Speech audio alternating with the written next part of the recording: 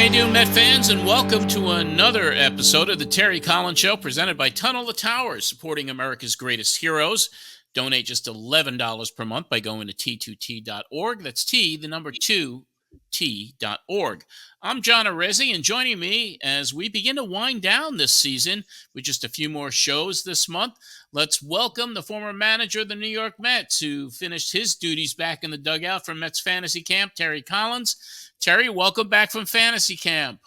It's great to be back, John. It's had a great week, a lot of fun, met a lot of cool people, and certainly enjoyed watching them play. But it's good to be back on the show because we got a good show today.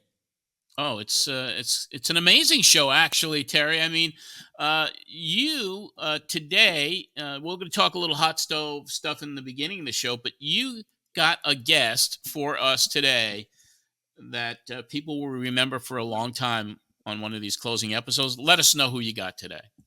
Yeah, I've been trying to get a hold of him. I have a relationship with this guy from a long time ago. His brother played for me years ago in the minor leagues, and the guy's name is Darryl Strawberry. The Mets fans, probably all baseball fans, know who he is, and I've had a great relationship with Darryl through the years, and I thought, you know what, we're getting towards the end, and I want to have him on. So I gave him a shout, and he said, I'd love to be on your show. And it just tells you, what a cool person he is, because he has some kind of a busy schedule these days with his, his missionaries that he does now and through his church. And he's traveling all over the place. So to take time to be on the show is very cool.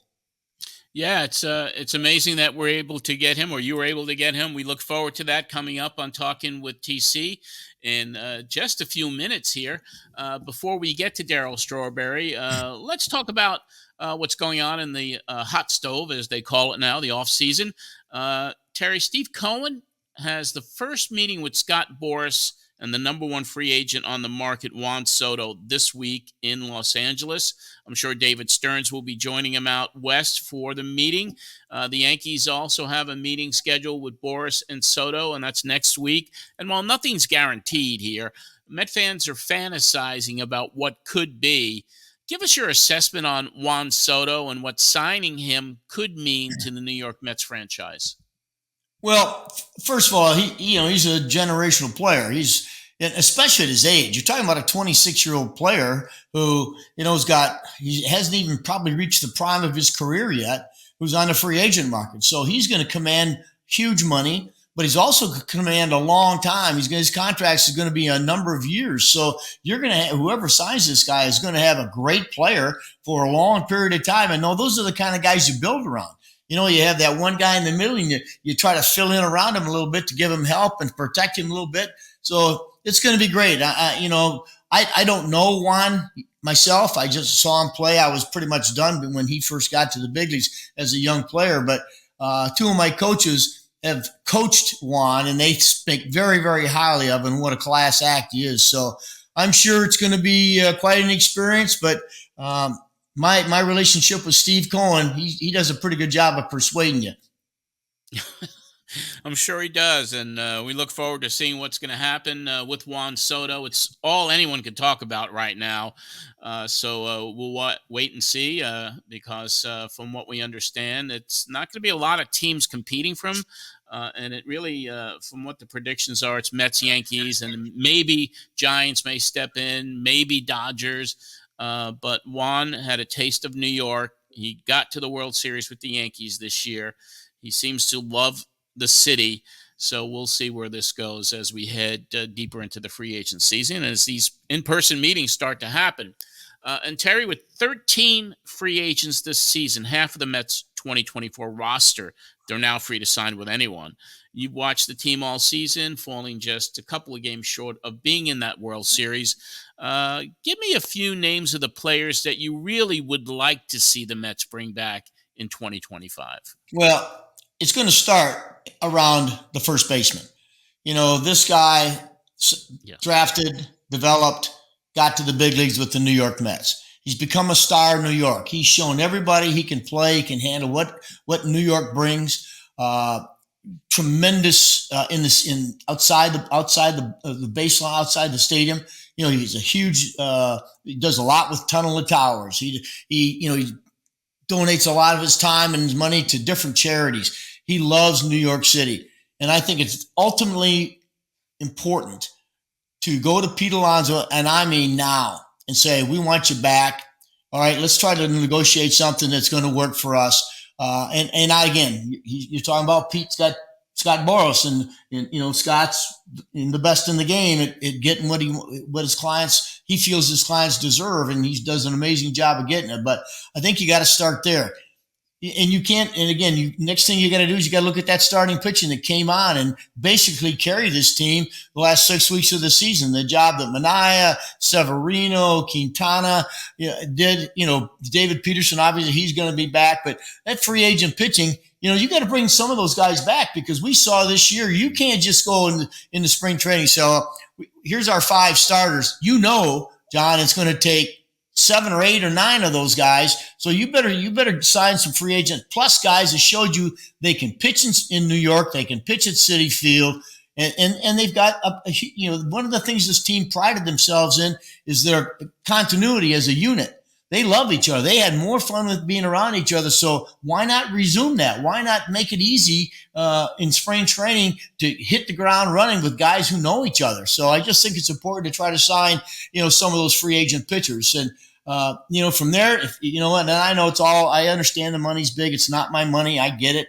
But I just know it's important to bring some guys who have a familiarity with the organization, the city, the fan base, to start there. So I would like to see them bring not only Pete, but some of that pitching staff back. Yeah, that continuity of bringing some of these guys back, and of course, many have expressed interest in staying with New York and coming back, and we'll wait to see what happens. But there is a very busy offseason ahead for the New York Mets, and to see who they'll bring back and what additions they can make to really enhance a team that almost made the World Series. And Terry, right now it's off season. You spent many years in the dugout managing Angels, the Astros, and of course the Mets. Give us a little insight on what a big league manager does during the off season and how involved you are during those months with the front office and communication with the players. Is there really ever an off season for a big league skipper? Not anymore. It's pretty encompassing now. There's a lot of your time is taken up with promoting the ball club. I didn't live in New York when I managed there, only just during the season, but I spent many days going back to do banquets and charity obligations that we had. Is a little different. Other places, some of the other places I was the general manager would call and talk about possible player moves. I used to go watch the instructional league teams that were still going on when the season ended. Go to the Arizona Fall League, watch some of that, go to winter ball, watch some of your young players. So I had a better idea of what they could and couldn't do.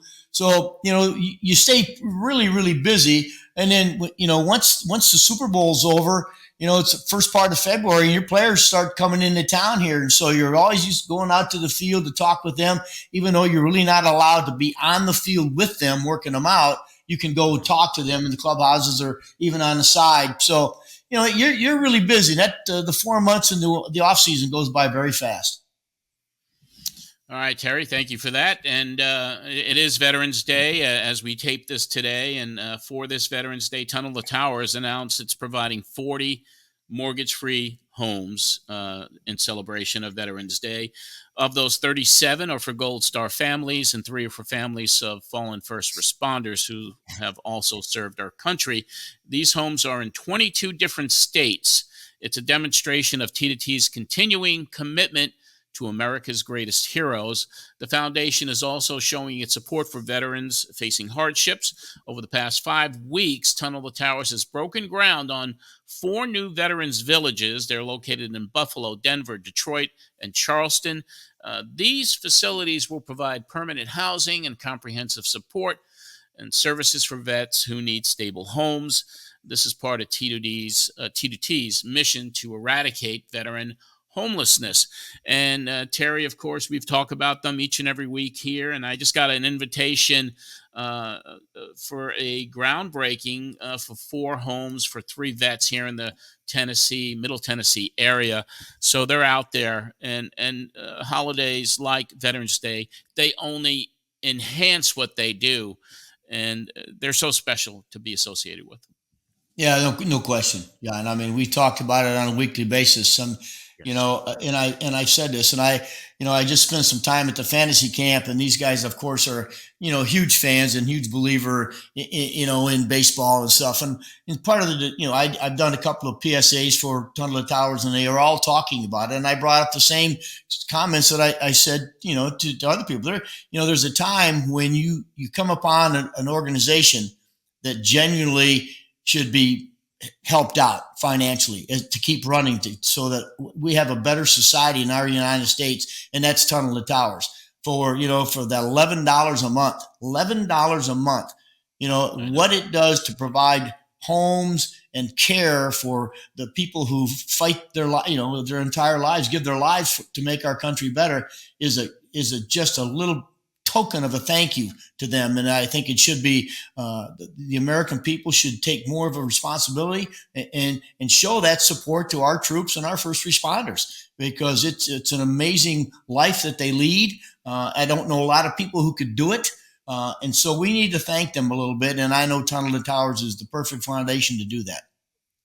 Yep. Well, absolutely, Terry. And we will be back with our special Talking with TC with Darryl Strawberry right after this word from Tunnel to Towers. John was the most incredible person I'd ever met. He was present as a Marine and present as a dad, as a husband. When I was picking up my daughter from daycare, my friend that I would carpool with mentioned that there was an aircraft that went down. In an instant, your life does change.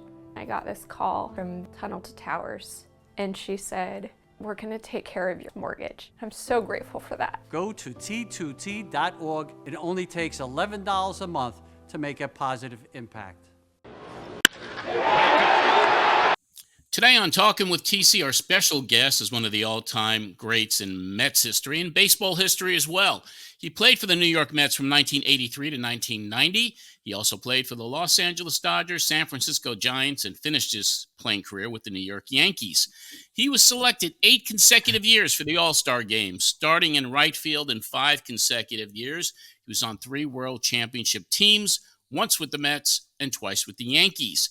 He was the National League Rookie of the Year in 1983. He holds the all-time record for home runs with the New York Mets with 252. He is a Mets Hall of Famer, and earlier this year had his number 18 retired at Citi Field. It's an honor to welcome to Talking with TC, Darryl Strawberry. Darryl, welcome to Talking with TC. Well, thank you for having me. It's good to see TC, man. It's been a long time, brother. Well, I appreciate you taking your time out, Darryl. I know you got a ton of things going on, and so it's great to have you on the show. And I was down here. I'm down here. I live in Florida, and I'm down at this fantasy camp. And so all of these campers have been asking me. And they said, hey, when are you going to have Darryl Strawberry on the show? I said, you know what, guys, I don't want to break the news to you too early, but he's coming on this week. And so they're all excited. Of course, I tried to call the other night with Doc. Doc and I were having dinner together. And so it certainly is a pleasure to have you on. So thanks for coming on. Well, you're one of the best, TC. We love you, man. And, when you reach out, we respond. You're part of the Mets family and everything, and a big part of, with the history around there, and you being the manager there and everything. It was very special to me to watch you manage those ball clubs. Well, thanks. So Straw, this past summer, you had your number retired. Tell the fans, what did it mean to you when you got that phone call from, I'm sure Steve Cohen probably called you and gave you the information. How'd you feel about that? I was just kind of quiet, and kind of disbelief, that this is really taking place. I heard about it, that it may take place at some point in some time, but to finally get there and get that call from Steve and realize that, he is a fan of the organization. He is a fan of the team. He's a fan of the history of the team, and that's what makes it special. He's not just a owner. He kind of reminds me of the boss George. He takes pride and wearing his New York Mets shirt and his New York Mets hat, and I think people don't understand that when you have an owner like that that looks at the history of the organization. Important, when you have an organization, and especially playing in New York City, and you got to compete against the Yankees, you definitely have to put your history of what has happened there, all the great players that have been through there. We've had a lot of great players that come through that organization. We had a lot of great coaches and managers that come through. Sitting here, we're talking to one of them. You are one of those guys. That elevated that organization. Give credit where credit need to be due, and I think all respect. That's what Steve is doing with the organization. He's giving a lot of credit to the people that made some special moments for this organization. Darryl, those times when you first got to the big leagues, I mean, the Mets were obviously on the rise. So tell me, go back and tell me about those early years with all of you young guys. I mean, gosh, you guys were young, man, when you got to the big leagues, and all of a sudden to rise into that stardom at an early age. How hard was it in New York City to do that? It was hard to.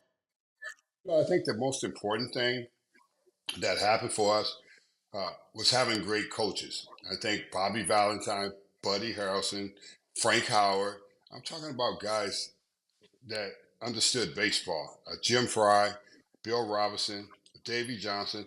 I had all those guys along the line to guide us and help us develop. Mel Stoudemire, he helped the pitching staff. There's just so many great coaches that we had coming up that helped us. Of course, we were young and playing in the big city, but then we had the veteran players blend in. We had Keith Carter, Ray Knight, with Mookie Wilson. With all those guys, with all the younger guys coming along, they helped orchestrate a great chemistry, for us. I think that was the most important thing. People talk about TC chemistry is not important. Chemistry is important when you're playing baseball and you have a team. You have to have a team that's in it all together. Important thing with coming up, we had so many young players like myself, Doc, and Lenny, and Elster, and just Kevin Mitchell. You just go along that organization, and you think about our minor league system. Our minor league system was stacked with players, and we had tons of players that could have came up and played in the big leagues, but it was so many guys in front of them that they couldn't play. So you started trading off of some, and they would end up playing in the big leagues somewhere else. So I think the organization was great. Because of Frank Cashin, he did a phenomenal job developing, that farm system and keeping that farm system developed so he can use those players. Greg Jeffries, Max came up. They were great players. I don't care what anybody would say about them. They were great players for us. They did a lot of great things, and they helped us get in the winning circle each year. Darryl, you bring up some of the coaches, and obviously, the fans, because it's the new fans, they can't relate to some of those coaches. What one coach do you think made the biggest impact in your career, whether it was in the minor leagues coming up or the big leagues when you finally got here? I just think it was a variety of the coaches in the minor league, like Chuck Hiller when I started off in rookie ball. Never want to forget him, where he made it comfortable for me coming in a big #1 draft pick. That's the start of your career. People look at your career, but they don't look at the start of people. Gene Dusan, who was my A-ball coach, and he was my AA coach. Had it not been for guys like Gene Dusan, I probably would have never excelled, because he was there to encourage me, to keep me focused, even when I was having hard times going through the minor leagues and everything. Because everybody don't realize how difficult it is, coming through the minor leagues and having to play and trying to achieve and trying to establish yourself to get to the big league. So these guys really help you get to that next level. I don't think they get a lot of credit, TC. More everybody focus on all the coaches in the big leagues. Yeah, I had great coaches in the big leagues, but had it not been for Chuck Hiller and Davey Johnson was my manager in AAA, and he would eventually be my manager in the big leagues. Had it not been for those guys and those relationships, because those are personal relationships I took. I mean, and they were like father figures to me, and I'm very thankful for them. And that's why when my number was retired, I honored them, because they are a big part of who I became as a ball player. And I think people don't recognize those guys just because they don't get to the big leagues and be coaching at the big league level. Darryl, people don't realize, I mean, you got drafted out of high school, and all of a sudden, here you are. And I mean, you've always been a good player, I'm sure. You were the star in your area. And by the way, I know there were a lot of good players from that area you were in. But, what kind of pressure, Darryl, did you put on yourself as a number one pick, 18 years old or 17 years, whatever you were when you got drafted. What kind of pressure did you put on yourself, or did you feel, when you first walked into that camp? Because when you knew that first day you walked to wherever you had to go to start your season, all eyes were on you. How did that affect your development? I think it just kind of disturbs you a little bit inside because you're just a kid and you just want to play baseball. You've always been playing baseball. And I had to really tell myself to, stay and stick with what baseball is all about. Baseball doesn't change. It's the same game since I've been playing since I was little league. So I had to make that adjustment. But like I said before, it was the coaches that helped me through that process. Gene Dusan was a big help for me through that process in the A-ball, because I came that close to quitting after that A-ball season. And he walked me through that A-ball season because I had to deal with a lot of negative from fans and people saying things. And he was just like, don't look up there, don't be a part of none of that. And he helped me through that. He helped me learn that this is going to be real. It's going to be a real challenge you're going to have to go through, and adversity is going to be, and you deal with it. And so that was the part that I had to learn more than anything, TC, because I think if you don't learn that, you can respond in either a negative way or a positive way. I mean, I think the positive side of me was, okay, if you're going to say negative things, then I'm going to show you with my talent. He says, let your talent shine. And that's what I learned how to do. I learned how to let my talent shine.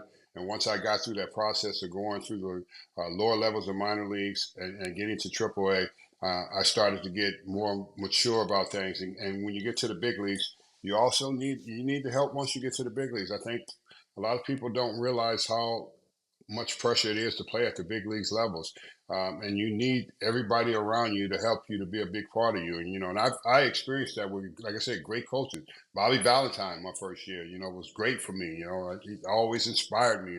And he was the one that started the high five when I was hitting home runs and stuff like that. So it's just those little things like that that make you yourself as a player. And once I got to that belief system through Jim Fry, had it not been for Jim Fry getting in my face, TC, I was supposed to be at the ballpark at 1 o'clock. I didn't show up till 3 o'clock. And he got in my face and he said, I'm never going to wait for you again. If you want to be a great Major League Baseball player, you'll be at this ballpark early every day. And from that day forward, I always was at the ballpark early every day. It's not about working on things that you're good at. It's about working on things that you're not good at. And he taught me that, and that excelled me into a whole different direction of playing. Wow. Darryl, I went to the dinner the night before you had your number retired, and you gave great tributes to Eric Davis. What kind of an impact? Because I'm telling you, he was a good player also. So what kind of where did Eric Davis fit into all of this development stuff? Best friend growing up, best friend playing ball together when it came to baseball.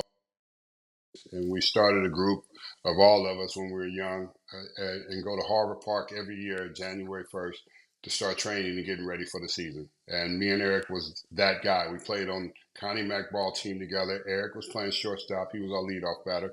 I batted third. Chris Brown was our number 4 hitter playing third base. So we were kind of stacked in the middle of all of that coming out of South Central LA together. But our brotherhood, me and Eric Davis, our brotherhood was just a bond that you can't intertwine in and you can't take away, no matter what, what we've done in life and what we've been through, because we come from that place where we believed in each other, we cared for each other, and we never competed against each other. I think that's what people fail to realize about athletes. Is sometimes a lot of athletes are competing against each other. Me and Eric grew up together and played on the same team. We were not in competitions. We were all about killing the other team. That was the number one thing for us. So Eric Davis was one of the Central LA, out of Compton, just like I was. We saw all these other great players that came out. We don't take anything away from a Hall of Famer, Ozzie Smith, Eddie.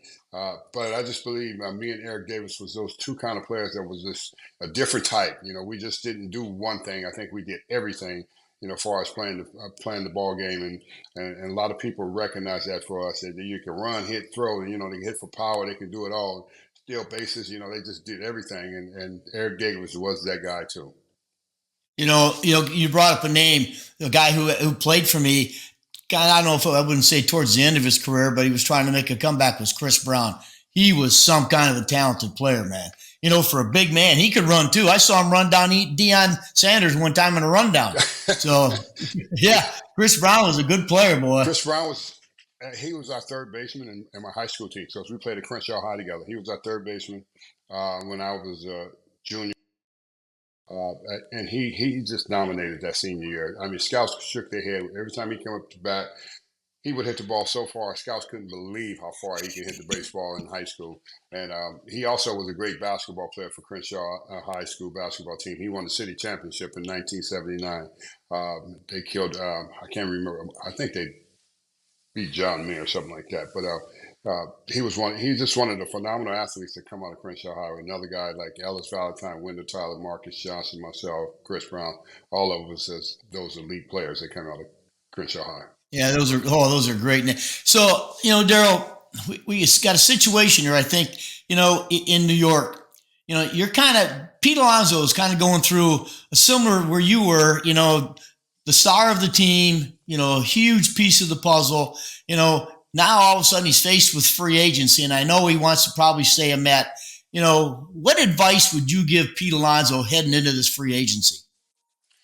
Well, I think the most important thing is knowing where you're supposed to be. And if New York is the place where you're supposed to be, then you stay there. If it's not, if it's somewhere else that you're supposed to be, then that's what you do. You take the opportunity and make a decision that's best for you and your family. And hopefully he makes the right decision. I think that's the most important thing for Pete, is to make the right decision for his career, what his career is going to be like. And at the end of the day, make sure financially that you are taken care, for the rest of your life with your family. You only get one shot at this.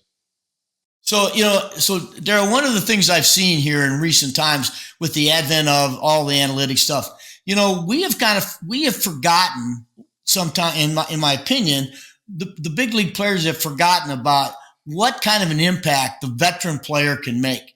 And I've been trying to, talk people in, there's no reason why Darryl Strawberry and, David Wright and those guys aren't in camp someplace, just doing nothing more than relaying, stuff that you learned to help the new generation player get better. Do you find that as something that you would, if you were a young player today, you would cherish?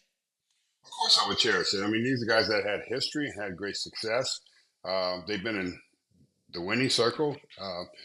Have we completed it all the time? No, but we've been there. And, it's hard to get there, TC. You know that as a manager just as well as a player. It's not that easy to get there. Just because you have one blur season and you think you have arrived and you got there, that doesn't mean you're going to get there next year. I mean, they had a great season this year, for the Mets. It doesn't guarantee you're going to get to the National League Championship Series again. That's hard to do. That's not an easy thing to do.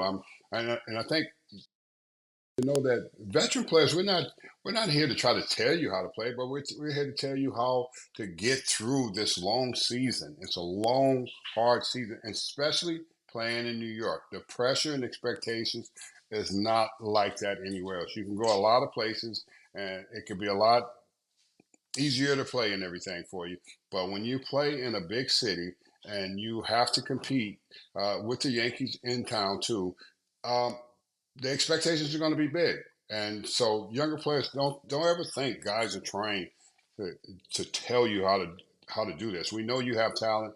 We want you to do it. But I think with the analytics, I don't have a problem with that, whatever it is. I didn't play under that. I played fundamental baseball. I know how that works. I know I never went up there swinging up to try to hit the ball in the ballpark, TC. I know I just hit the baseball hard and it takes care of itself. Okay, they're in a different time. We get it. But at the same time, you're going to have to stick to what got you there. How did you get there to the big leagues? How did you get there playing baseball? How did you grow up playing baseball? And that's what counts. Fundamentals of baseball counts in games when you got to play in October. And if you're not fundamentally sound, it just shows. It's going to show up. And look what happened to the Yankees. Fundamentally not sound, it showed up. That's what's going to show up when you really need to understand what fundamentals are. Making the plays, not giving the extra outs. And I think a lot of times the players today don't realize that, and that can cost you in a big series. Hey, Darryl, obviously there's a few guys who played on both sides of the city in New York. Did you find one place tougher to play than the other? Not really. I mean, I think it's a lot easier to play in New York when you've already played there and experienced New York because the fans are just different fans. It's a different and each fan base love their team. The Yankee fans, the Mets fans, they love their team, and there's a rivalry between each other in the city. Who rules the city, and no one rules it if you don't win. That's the whole thing about it. That's for sure. Yeah, It does solve a lot of problems, doesn't it? That winning. It solves all the problems of who wins. But I enjoy playing in a place like that because you know what I learned, TC, they're gonna stand on their feet when you do well, and when you don't do well, they're gonna let you know. I don't know how much they do that today with the players because the players are a little bit more sensitive when it comes to fans getting at them, but they have great knowledge of the game and understanding of the game, and their passion for it is their team, and that's what I love about the city of New York. It's the greatest place to play, regardless of who won this year. There's no place when you're winning and those fans are standing up on their feet cheering for you.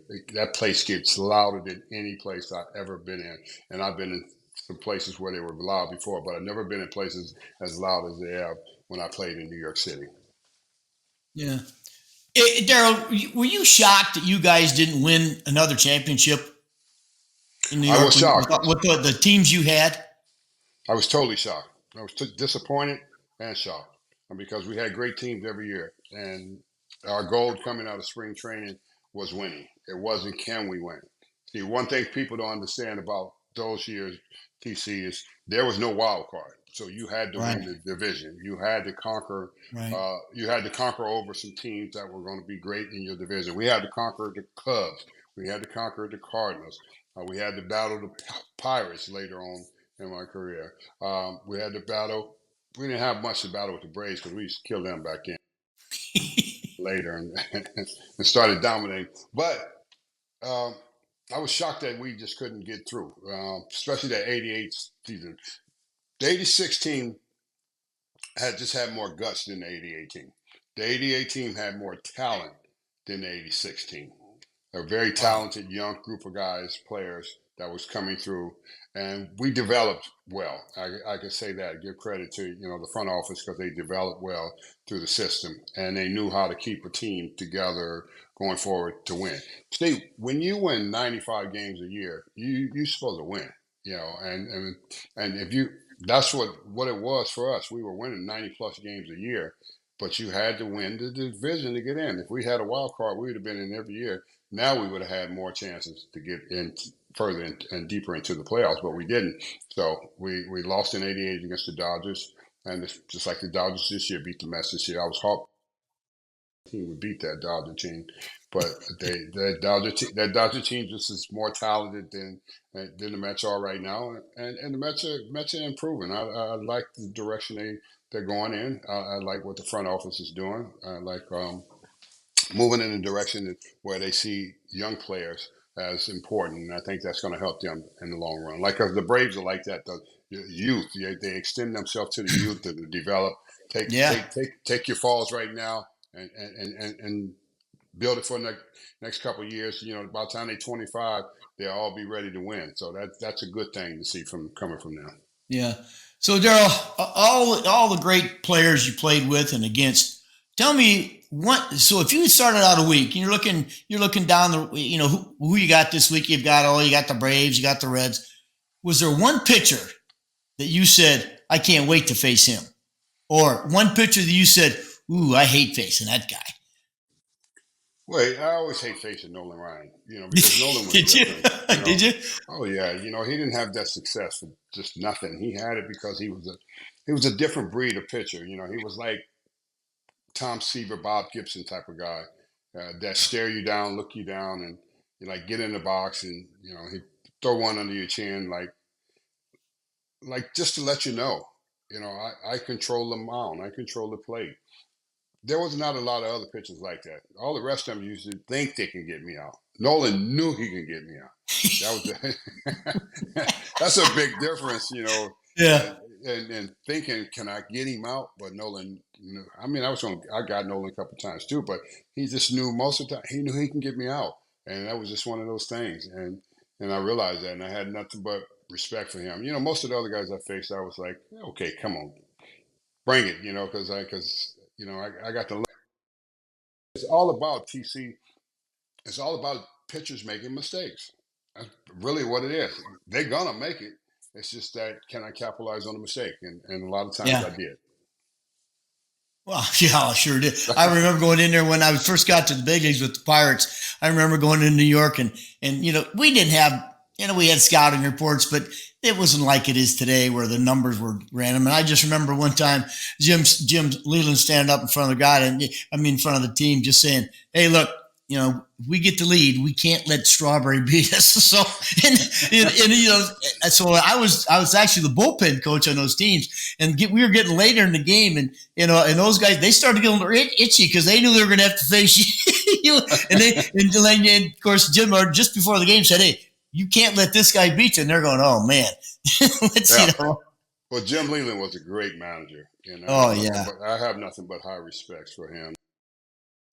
Managed the Pirates and handled them, and where he brought the Pittsburgh organization to. He brought them to a winning place, and I have utmost respect for Jim. I always did, and he could chuck on some cigarettes over there, and his nerves. He sure could. Yeah, yeah. But he was a good man. He was a good man. He was a good. Yeah, he was great. Well, Darryl, I know John's got some questions for you. He's a lifelong Mets fan, and he's probably watched you more than you can possibly imagine how many games he watched you play. So I know he's got some good questions for you. So, John, go ahead. All right, thanks, Terry. Yeah, Darryl, I've watched you since day one. I mean, I go back and Mets season ticket holder in New York for many years, and got a chance to experience some incredible memories with you at the plate. I want to talk about the 86 team, which will never be forgotten, obviously. To this day, that team is revered by the fans who were fortunate enough, like me, 38 years ago, to be able to be there at Shea Stadium to see that magical season. And to those who are younger and have to experience it through videos, to this day, there are autograph shows, there are reunions with the 86 group of players. Talk to us about that 86 team and how special it is when you all get a chance to get together again. It's very special. It's a very unique group of guys, all type of personalities, which made us great, which made us believe in each other, which made us have each other back. And I think that was the most important thing about a team, because we had lost in '85 to the Cardinals, and most people don't realize we won 98 games that year, and still lost to the Cardinals. And that last game in St. Louis, our locker room was quiet. So I knew it was a group of guys that were coming back next year, and we all knew that too. And we came to spring training that next year. In the first meeting, Davey Johnson said, but he said, "We're gonna win it all. We're gonna dominate." And we just thought to ourselves, "Okay, this is our year. This is our year to do that." And we got off to a slow start, and the media was talking about, "Yeah, they're gonna dominate." But once we got rolling, it was over. We did exactly what Davey predicted us to do, and it was because of the team. It was because of the chemistry. It was because of the having each other back, and I think a lot of times people don't realize how important that is. When you're going through a long season, you're gonna have some highs, you're gonna have some lows. But having each other back means everybody's got to be on board. Everybody's got to pick each other up, and that's what it was. We didn't have to look to one player. This guy, yeah, Keith was great, Carter was great. I was, Mookie, Kevin, Ray Knight, but everybody picked each other up. We had Tuffle coming off the bench. We just had different chemistry. Lenny, we just had so many different guys that plugged in, and that's what's important playing in a place like that. And I think that's why that team is so special. That team, that's the only team I played on had guts to do about anything and wasn't worried about what people thought about us. If we was gonna fight, we was gonna fight. It was gonna be all of us. We are gonna be in it. If we was out and you mess with us and you was in the bar and you mess with our teammates, we was on you. I mean, we just had each other back. I mean, was it gonna be some headlines? Yes, it was a lot of headlines about us. But the thing about it is everybody had such great respect for each other on that ball club. that we came to the ballpark together, and when we stepped between the lines, I don't care if we had animosity, because we did. Every team has some animosity, you know that, TC. Yes. But that's part of it. But you don't let that interfere with what you do when you step on the field, and that's what was special about the '86 Mets. We didn't let anything interfere with what we was doing on the field. We was going to completely dominate. We knew ball game. We didn't care. Teams would jump out 5-0 on us over there, and they'd be high fiving. It'd be like the second, third inning. We sit over there thinking to ourselves, these guys just don't know. We're coming back and winning this ball game. They had no clue, and we would come back and win it, because that's just the way we were. We just knew how to do that. Yeah, it was such a magical time for the franchise, and team will never be forgotten. Watching you over the course of your career, you've hit some majestic home runs, some historic home runs. I remember opening day when you in Montreal, and you hit 2 home runs, but one of them hit actually the top of the stadium. I remember the '86 World Series home run in Game 7. I remember a walk-off you hit against Johnny Franco, where the Reds were leading, and then you came in, and I was at that game. I was sitting right behind the batter's circle, and I saw that ball just hit that scoreboard, and it was like never seen anything quite like it. And then there was the St. Louis home run as well, which hit the clock. So which one out of all these home runs, is there anyone that stands out in your memory as like, that's my favorite home run? Yeah, the 2 in the National League Championship Series. One against Nolan. He was throwing a 1-0 shutout. Him and Doc locked up in the game, and Nolan was dealing. And I hit a ball down the right field line to stay fair to tie that game, and we go on to win that game. And the one against Nepper, he was up 4-1, and I hit a 3-run homer, and we tied that game, and we go on to win that game. We don't win those games, we go home. Because Scott was dominating us in that series. All the other home runs are regular season home runs. Those are great. Those are great home runs and things like that. But nothing's bigger than postseason home runs. When you get into postseason, you hit big home runs in crucial situations, because that post window of time. TC know that. He'll tell you that. That's just a short window. You ain't gonna have. It ain't gonna be. I got to get them the next day, every day. It's a short window. Those games are so critical for you and your team. And to be able to tie those games up, and then we can go on to win those games. That's how we end up winning that series. Because if I don't hit those home runs, we going home, because Nolan's dealing. Nobody's touching him. And I tie the game, and then he comes out of the game, because Doc's pitching, and it's a 1-1 game. And we have a chance still to win the ball game.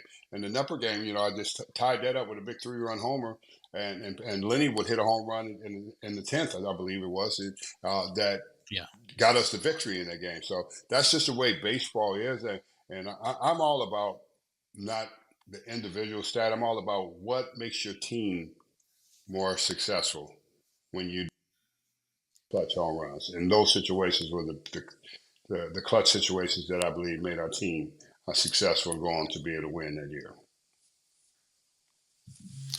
Totally. It was just great watching all of that, and that roller coaster series in '86 against the Astros. There's nothing like it, especially that 16-inning game to finish it off. I want to take you back to June 1st, the day the Mets retired your number 18 forever. It was your day. And then you, of course, celebrated that. But you also thanked so many people who were part of your journey. And it was also a time where the 2024 Mets were not in a very good place. I mean, they were kind of hitting rock bottom. They had started 0-5. They won 11 games under 500 right around that time. But you made it a point at the end of your speech, and we're going to play a short little clip from that. Things were not good in Queens for the organization. The Mets were losing, and they were in a good place. But you delivered a very inspirational message to the fans, the players, the organization, which I'll play for you now, and I'll get your thoughts on that on the other side. But most of all, to you fans and to the players of the day, embrace this. It goes fast. These are the greatest fans you will ever play in front of.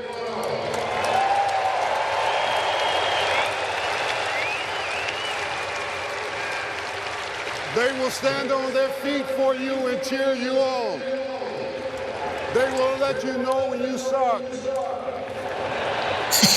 Don't worry about it, guys. It's part of it. But push through because you guys have it. You have the talent. Believe in each other. Care for each other. Trick each other out. And I just want to say to Steve and Alex, for this organization, David Stern, the best is yet to come for you guys. Just know that. It's a process, but the best will come. Because you guys have the right heart for it to make these fans great again. Because they are faithful, and I experienced it more than you could ever imagine. And I'm forever grateful for this day. I celebrate you guys. I will never forget you guys. You guys will always be in my thoughts and my prayers. And I love you guys, and God bless you guys. Thank you, thank you, thank you. Yeah. Cold chills on that one, Darryl. It's just when you play in front for eight seasons, it's no other feeling. It's the greatest feeling to be able to play in front of people that care, that have passion, and that support you, that's going to cheer you on. But also what I love about them, they're going to let you know when you're not playing well. You know, and that's not a bad thing. You know, for me, that was great. You know, I thrived in that. I thrived in that atmosphere of not when they got on me and let me know that I wasn't playing well. And they were right. You need to pick it up, and it makes you a better ball player. And I just think the moment in time of seeing this team and seeing what Steve and his wife has done, and David, and realizing that I was in spring training with them and saw Mindy and saw what they had, the coaching staff, and saw the talent that they had there. You know, they have a tremendous amount of young talent coming through their farm system. And it's just about other, because I experienced that myself, you know, with all of us coming through the farm system, the guys that came behind me. But I saw the guys that were coming through our farm system, and I knew they all could play. Kevin Mitchell, Kevin Elster, Lenny, Doc, you know, you go on, you got Sid and Ronnie, they came through from trades, but they were in our farm system, and I knew these guys can play. And that's the same thing that I tried to encourage that team about. You know, you guys got to come together. You guys got to pull together. You got to not be one-sided. And I think they struggled were early in the year is being one-sided. One-sided meaning they didn't have the identity of who they were. And I think when they made the turn, they started identifying themselves. They said, okay, now we got into the clubhouse. We had a meeting. We let everybody talk. We need to air the room out. We need to clear, you know, what animosity or whatever's going on in here. And we need to come together like that made it very special for them. That's why you end up seeing them have a very special run, because they came together. Had they not came together, they wouldn't have never had that kind of run. But they did. They put it all together. They had to put everything and keep the noise. They had to keep the outside noise out. You got to, you know, when you play ball, you got to leave the outside noise out. And what I'm talking about there, guys, you got to leave the media out of the clubhouse. You got to leave everybody else out of the clubhouse. This is about our team. This is about our coaches. And this is about us. And this is how we got to roll. And this is how we got to fix this.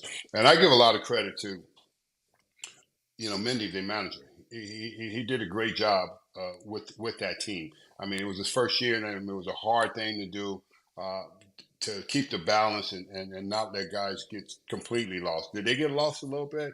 Yes, I think they got lost a little bit in that first half. Everybody started looking around and looking at who's not doing what, and instead of like, okay, let's pick each other up. And when they got rolling, it was all about who got it done. Let's just get it done. And TC know that. That's what teams are all about. That's what takes teams to the next level.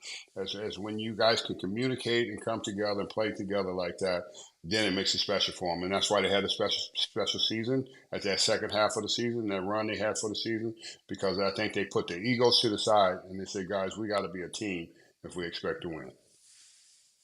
Yeah, it was a magical second half of the season for sure. One of the most memorable in Mets history for sure. My final question to you, and then we have a couple of fan questions, is about your life outside of baseball and your life today. You travel around the country every day with your wife Tracy to help others find their way. What led you to wanting to share your life, your faith, and your message to others who want to find their way in their lives today? I just think life is a journey. Life is all about experiencing things, and we all gonna go through some type of trials and tribulations.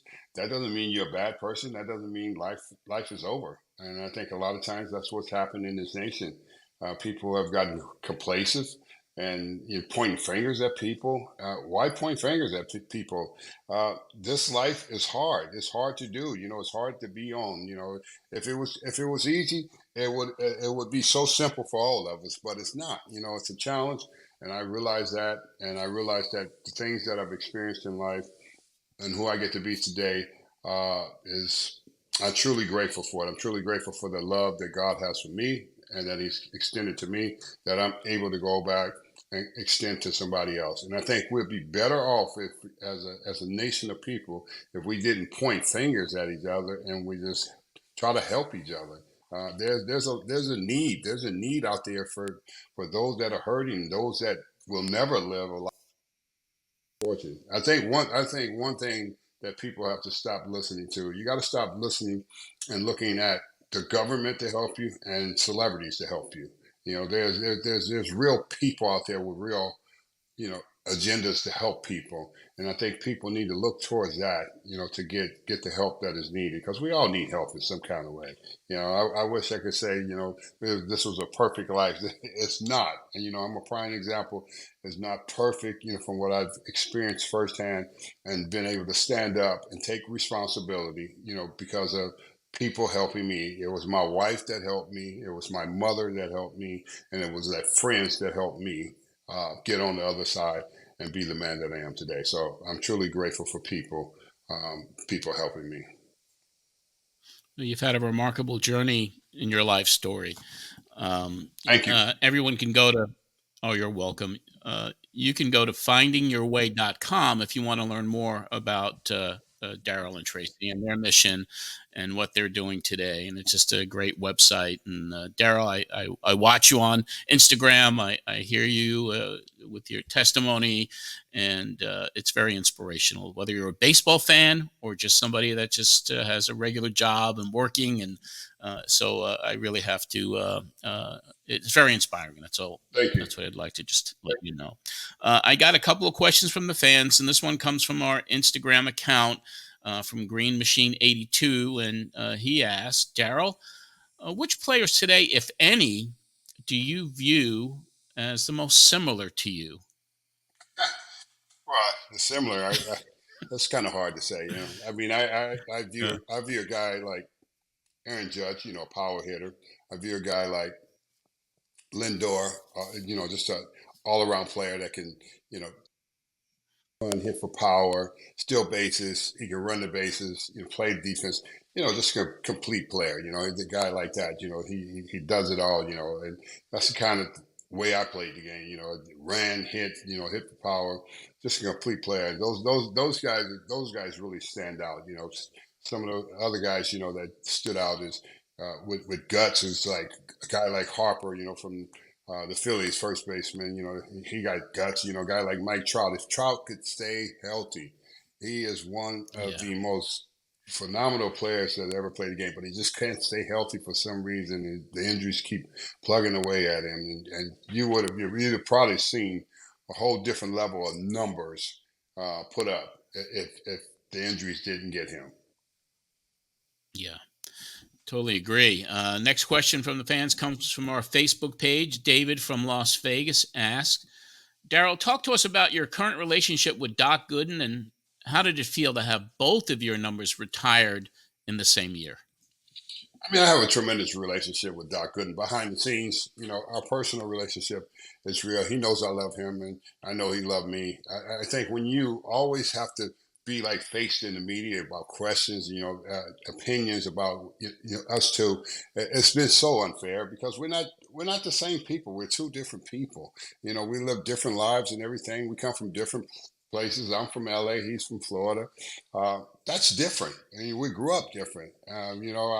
Doc is very shy and quiet. Me, I'm not. I like to talk at times. And there's nothing wrong with that.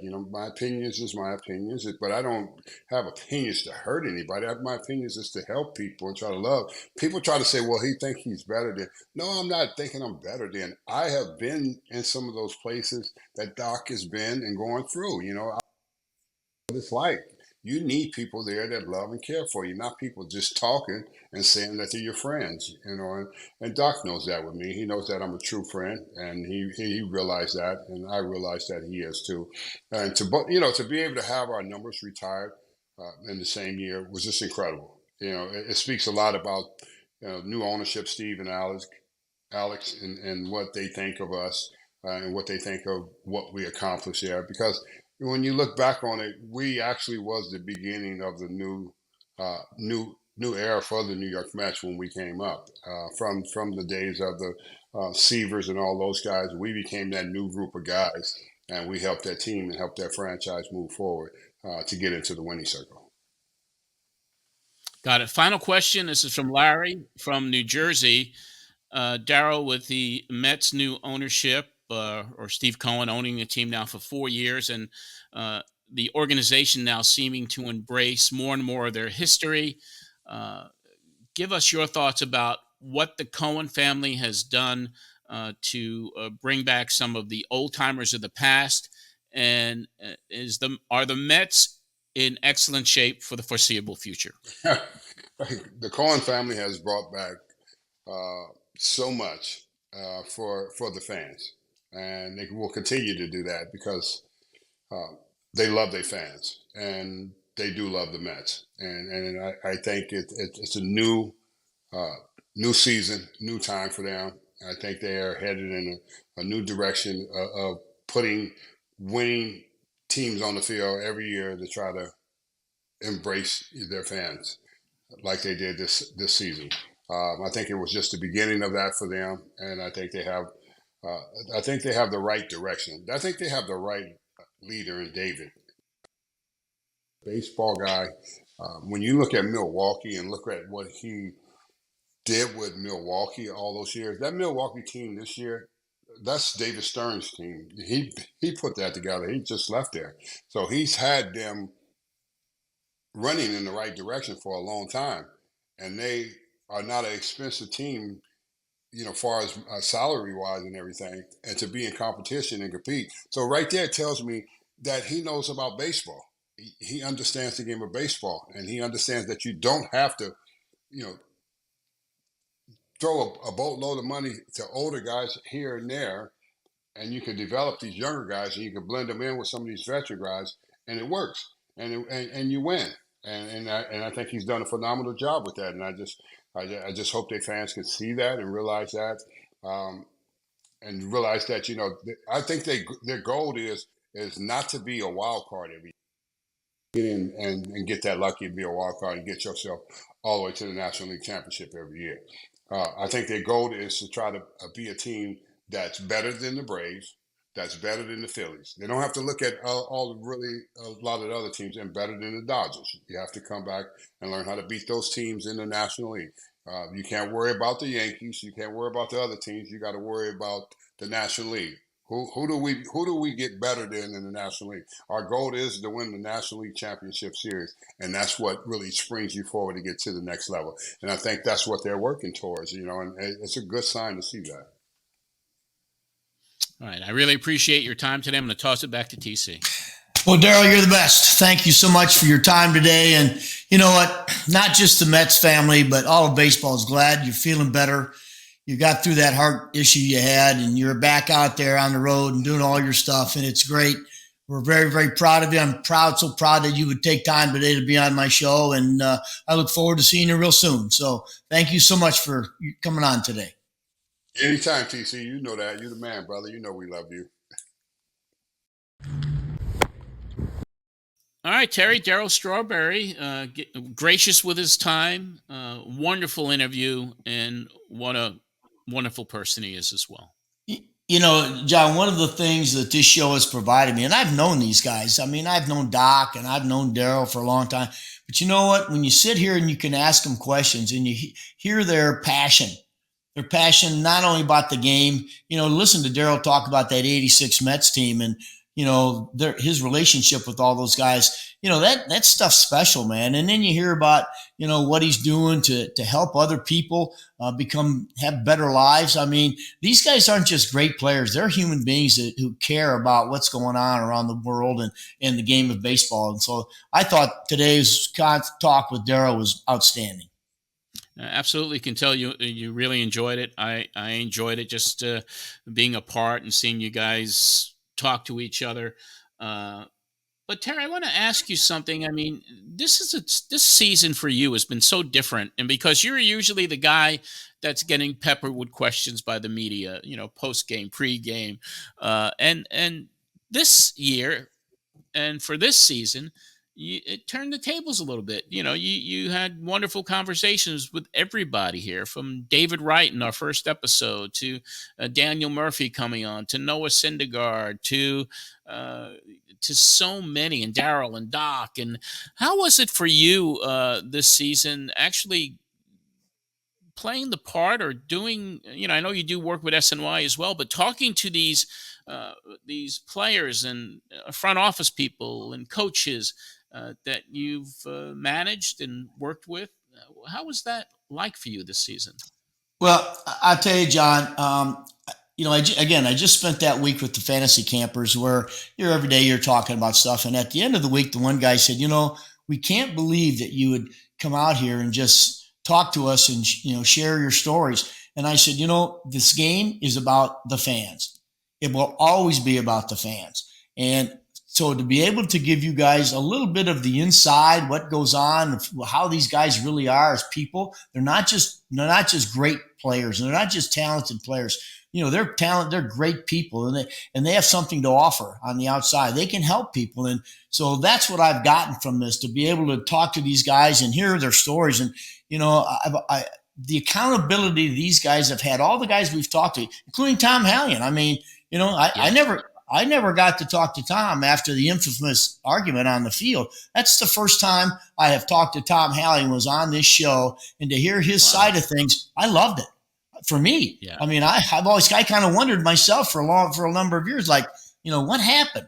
And so to be able to do that, to be able to bring a little different look to baseball to the fans was a lot of fun.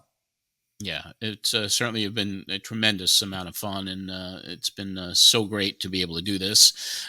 Terry, now it's time for the Tunnel to Towers Amazing Hero of the Week, and part of its effort and provide housing for veterans facing hardships, Tunnel to Towers is building a veterans village in Memphis. Let's take a look at that groundbreaking right now.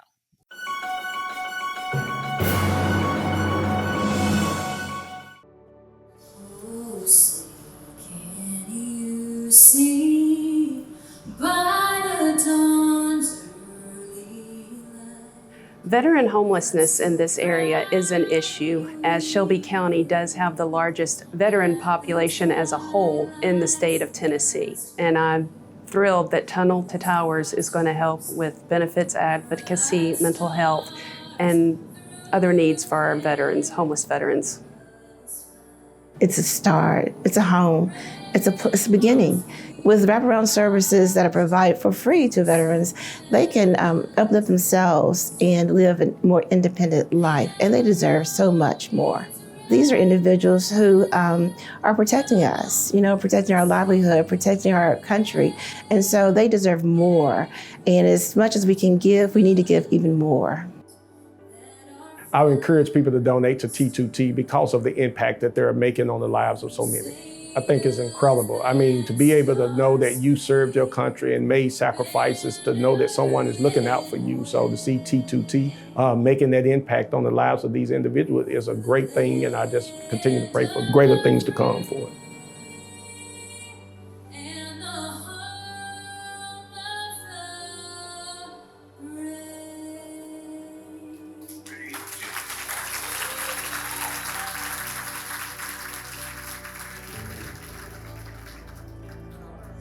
It is great for this community because helping our veterans is one thing everyone can get behind, whether you're urban, suburban, your race, your political affiliation. We all want to help our veterans and see that they have served us, so we want to see them served.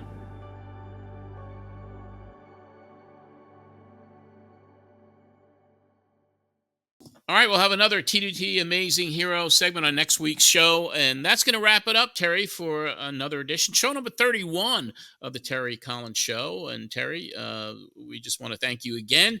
What a great show with Darryl Strawberry. If anybody out there wants to subscribe to our YouTube channel, go to youtube.com. And that is with the Terry Collins Show. And all these shows that we've done this season are there in the archives. So if you haven't seen all of them, you can check it out on YouTube. You can follow Terry on X and Instagram at TerryCollins_10. So for Terry Collins, this is John Arezzi. Have a great week, everyone.